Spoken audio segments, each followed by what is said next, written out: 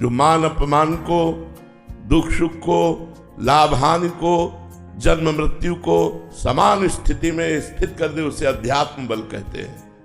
मान में भी वही स्थिति, अपमान में भी वही स्थिति, दुख में भी वही स्थिति, सुख में भी वही स्थिति, जीवन में भी वही स्थिति और मृत्यु में भी वही स्थिति, जो एक रस एक समान स्थिति पैदा कर दे, उसे अध्यात्म बल कहते हैं। यदि आप सत्कर्म करते हैं, आप सत्शास्त्रों का स्वाध्याय करते हैं, आप अच्छे आचरण करते हैं, कोई व्यसन नहीं करते, तो आप आत्मबल को बढ़ाने जा रहे हैं। आप भ्रष्ट आचरण करते हैं, आप व्यसन करते हैं, आप शास्त्र विरुद्ध आचरण करते हैं, मनमानी मानसिक कल्पनाओं में बहते रहते हैं, तो आप अध्यात्म बल को क्षीण कर रहे हैं। बहुत बड़ा योगदान है, पूरा का पूरा योगदान है। अगर आपने अध्यात्म बल को बढ़ाने की चेष्टा की तो बढ़ेगा, क्षीण करने की चेष्टा की तो क्षीण करे, वो आपके ऊपर है। जब आप अध्यात्म बल छीणोगे तो आपकी दुर्दशा हो जाएगी। निगेटिव विचार आपको डिप्रेशन में पहुंचा देंगे। हर अच्छे कार्य में नेगेटिव विचार आपको जलाना प्रारंभ कर देंगे। और जब अध्यात्म बल युक्त होते हो तो हर बुरी परिस्थिति में पॉजिटिव विचार उसको पुष्ट कर देते हैं। हर दुख में, हर विपत्ति में, हर समस्या में इतने पॉजिटिव विचार होते हैं कि वो दुख दुख ही नहीं रह जाता, वो विपत्ति विपत्ति ही नहीं रह जाती है। भगवान मिले ना मिले, लेकिन उनके लिए तड़पना, उनके लिए रोना, उनके लिए निरंतर सुमिरन करना, जीवन को अर्पित करना, इतना तो दे दे। इतना तो मेरे जीवन में हो कि मैं निरंतर नाम जप करूं, भगवान के लिए रोऊं, भगवान के लिए तड़पूं। अगर इतना आ गया तो ये भगवत प्राप्ति का स्वरूप आ गया।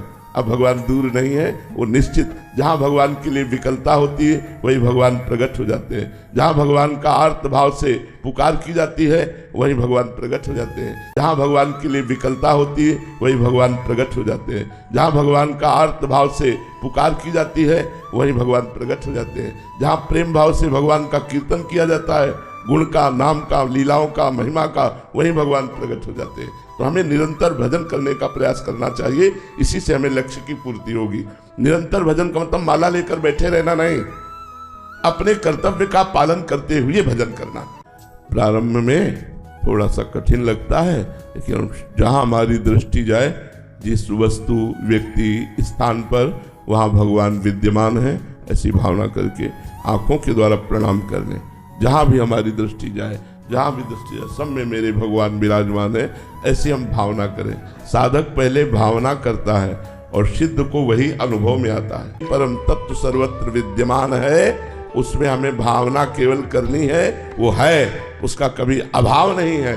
इसलिए हमारा अभ्यास पुष्ट हो जाएगा, क्योंकि वो है। हर कण, हर क्षण, हर जगह सर्वत्र उसी की सत्ता है। कोई कण ऐसा नहीं जहाँ परमात्मा ना हो। इसलिए हमारी जहाँ जहाँ दृष्टि जाए, जहाँ जहाँ मन जाए, वहाँ भगवत भावना करने का अभ्यास करें। अभ्यास से सब ठीक हो जाता है। और जो डरकर भगवान की शरण में होता है, भगवान उसे बहुत प्यार करते हैं। भगवान कहते हैं, जो सभीत आवा शरणाई, रखी हो ताहि प्राण की नाई। जो भयभीत होकर मेरी शरण में आ गया, उसे मैं, जैसे सब कोई अपने प्राणों को प्यार करता है, सबसे अधिक प्राण प्रिय है।